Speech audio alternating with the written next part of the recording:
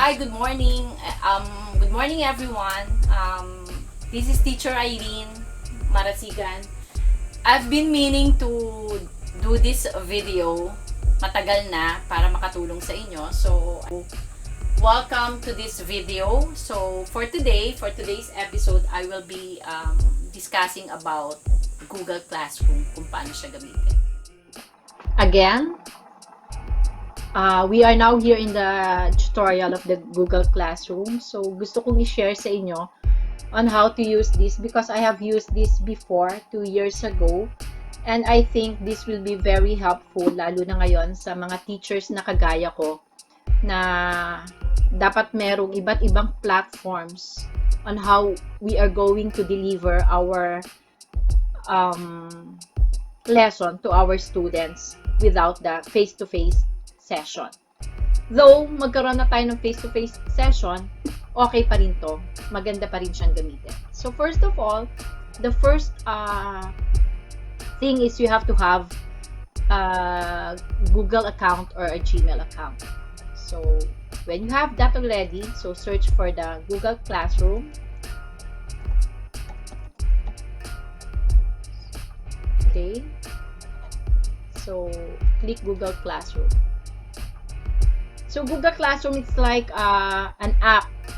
It is an app that we could use wherein we could have our virtual classroom. We could have our discussions here. We could upload our PowerPoints here, materials, PDF files, YouTube video clippings, and we can also we could give them to the students. Mas madaling mag-upload dito ng mga videos, clippings. So as you can see on my screen, I have my previous classes. Okay, so I have here 9 students, 5 students, 12 students, 24 students. Here's the thing.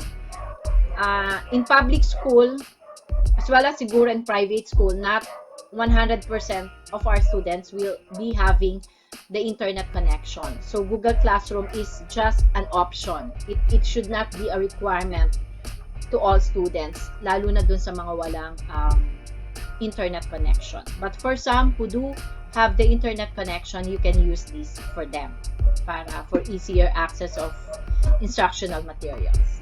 So these are my existing classes. Okay, so we will create a new class. How do we create a class in Google Classroom? So on the upper right hand corner, nakikita niyo yung plus. So, dalawa yon. Pag pinindot nyo siya, may makikita kayong join, may makikita kayong create. So, let's create a class. So, i-tick nyo lang to. This is for the terms and conditions, the standard procedure, and then continue. So, class name. For example, my class name is reading and writing. Usually, ang ginagamit ko ring class name is the subject itself. So, RWS 1. Section, it's G11. UMS, for example, UMS Cherry Blossom.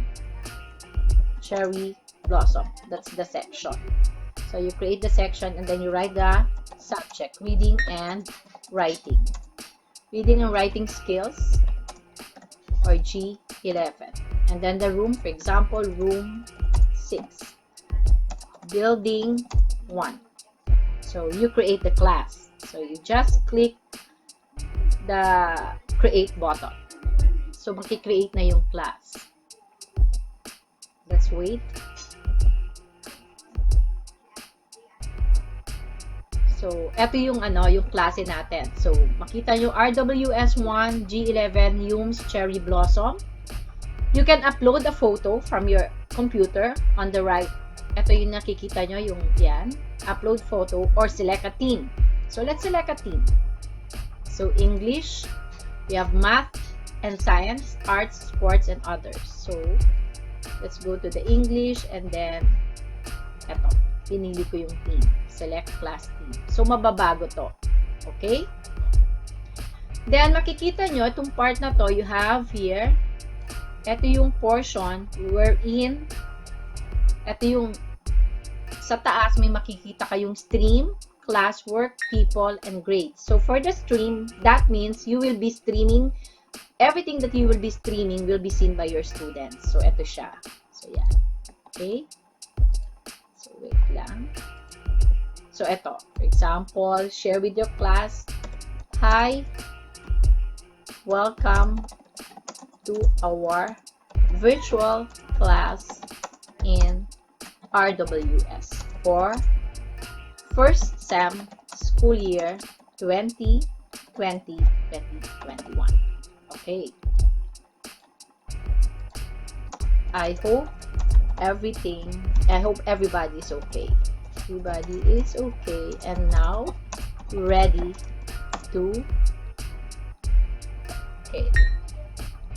we're ready for school again. Okay. Or you can have a description of your class or whatever you want to post. So you can add something, a poster or anything that you would like to add for that particular introduction, then post. Okay? Kanina, we can edit that. Just edit it. Kanina may nakita kayo ditong all students, meaning para sa lahat yan. Okay, mababasa ng lahat yan. Pero if you have particular, so let's save it. For example, you have a particular student na gustong bigyan ng instruction, hindi natin magagawa kasi walang naka-enroll. So, pwede yung i-manipulate ito. So, pwede siya sa particular group of students or one student. Okay? So, save.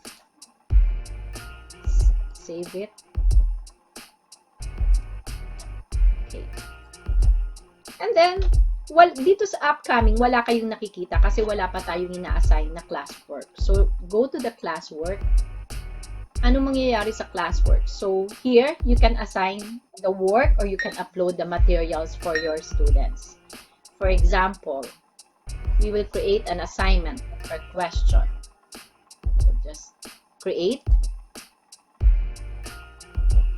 assignment. Example, essay. For example, topic is pandemic essay. Write a 200-word essay about your experiences during the ECQ because of the pandemic. Okay, so that's your instruction. On the right side, all students, again, kung para sa kanila lahat, all students, pero if this particular essay is just an enrichment activity or a remediation activity for a particular student, then you can choose the student here kung meron nang nakalista, naka-enroll. And then ilang points? For example, 10 points. I'll assign 10 points for that. Pwedeng walang due date, pwedeng may due date. So you can,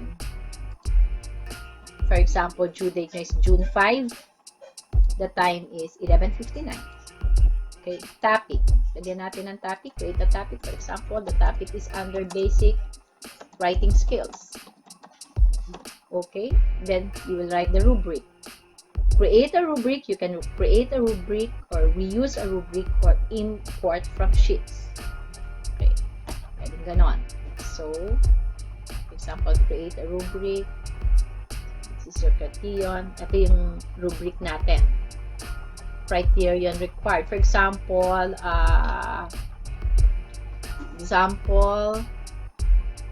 content is relevant.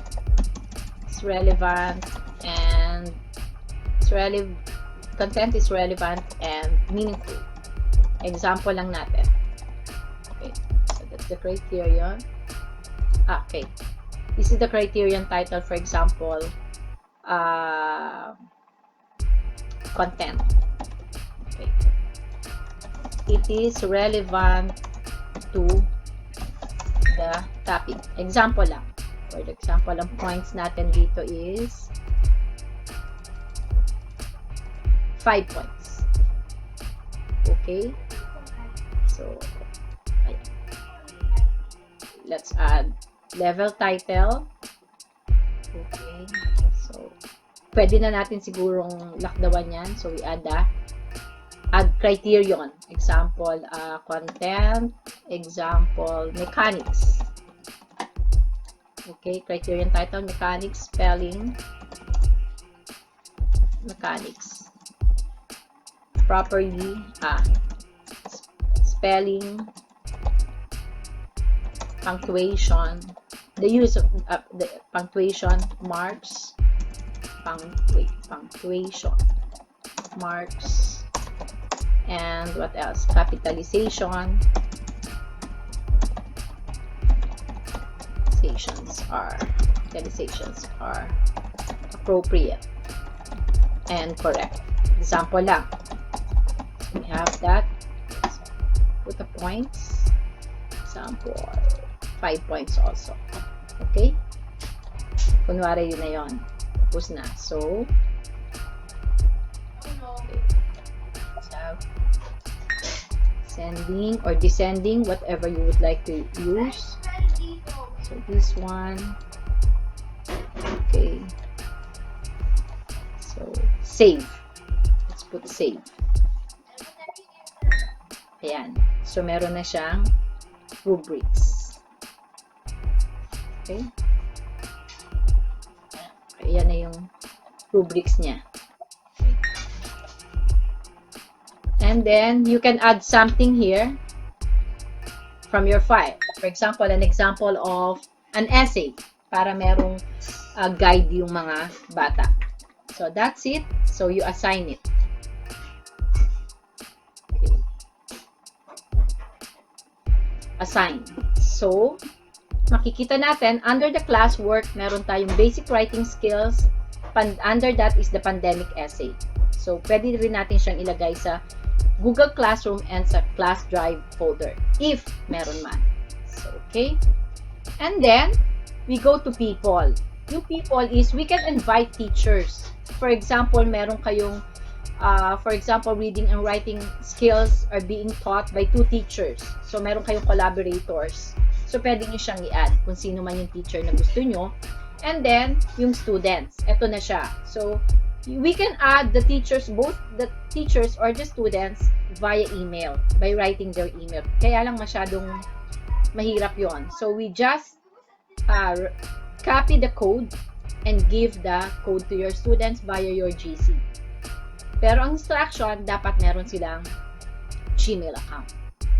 And then, grades, wala tayo. Kasi pag pinasa na nila yung kanilang assignment sa inyo, so lalagyan nyo siya ng grades dito. So, example of that is, let's have an example of one of my classes before.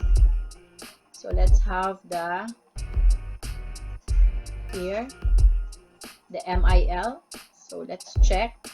I have TVL. Ito yung mga assignments nila. So, ito yung stream. I am under the stream. So, nandito lahat yung mga instructions ko sa kanila. Okay? So, ayan yun. Hi, welcome to our e-classroom. Ayan, happy learning. May mga ganun tayo. And then, wait. So, ito yun. Wait lang. Let's go to classwork. These are the samples of my, I have the introduction to MIL last August 7. So, ayan. Ang introduction ko to MIL, meron akong quizzy. Siguro later on, ipapakita ko rin sa inyo kung paano gumawa ng quizzy. The quizzy can be in mobile, sa phone nila, or sa web. Sa laptop, or sa web. This is an interactive quiz. So, sa Google Classroom kasi madaling mag-upload. Unlike sa Messenger, mahirap i-upload pa itong mga to, lalo na yung mga videos. Merong limit. So, dito sa Google Classroom, wala. Plus and quiz pa. So, that's my assignment. Ayan sila. Anyway, marami nang missing. Kasi mga tinanggal ko na. So, those are my students. Okay. So, let's go to the instructions. Okay. For the classwork. TVL, no? Okay. So, let's go to the classwork again. So, I have here my reviewer for midterm. Okay. So, ayan. So, I have the Creative Commons assignment. Okay. Dalawa yung turned in. Tingnan natin. So, makikita ninyo meron kayong data. 2 yung nag-pass, 8 yung inassignan kasi 8 pa lang yung may Google Classroom. 2 yung nag-gradean ko. For the 6, actually, this is not a requirement. Yung ibang bata, nahihirapan sila mag-upload, wala silang internet. So, sabi ko, i-pass na lang in person sa akin yung kanilang assignment. So, ito yung nag-turn in. Tingnan natin yung example nila. So, ito yung may attachment. Let's see the attachment here. So, ayan yung mga attachments nila. Ayan yung mga assignments nila. So, merong screenshot na 4. Ayan. So, makita nyo, may grade. May grade. Ayan. And then, ayan yung group. Then, may comment ako. Got this one. This is just a simple assignment. Then, you can return it to them just by clicking the return. Okay. 30 points over 30 return. So, that is an example of how easy for the teachers to grade the assignments that are being turned in or submitted via the Google Classroom.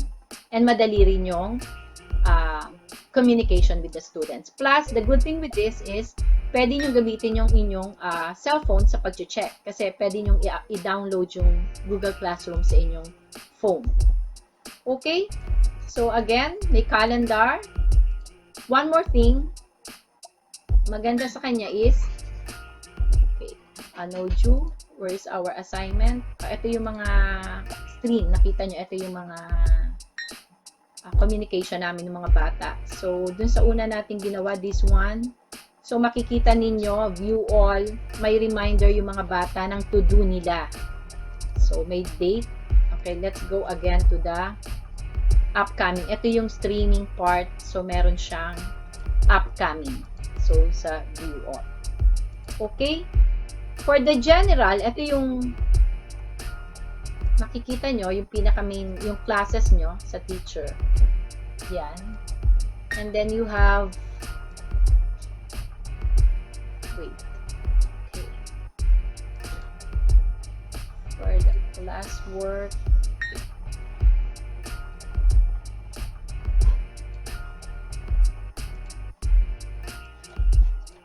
okay, tapos na tayo sa classwork. For the general, ayun, as I have said before, pwede kayong mag-add ng teachers. Okay?